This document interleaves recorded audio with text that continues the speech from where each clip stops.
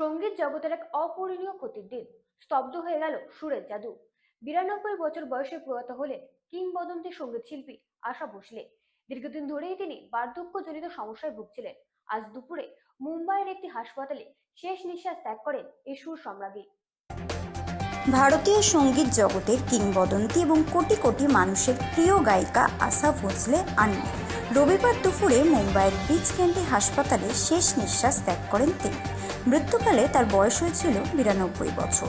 দিদি লতা মঙ্গেশকরের প্রয়াণে কয়েক বছরের মধ্যেই তার এই বিদায় সঙ্গীত দুনিয়ায় এক অপূর্ণ শূন্যতার সৃষ্টি করে।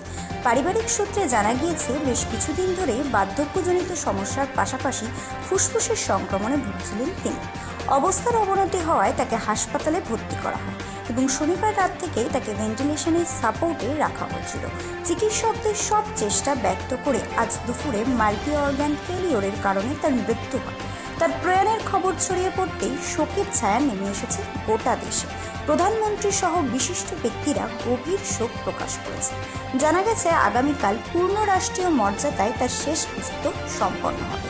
সুর সম্রাজ্ঞী শারীরিকভাবে বিদায় নিলেও তার অমর সৃষ্টি চিরকাল বেঁচে থাকবে সঙ্গীত প্রেমীদের হৃদয়ে।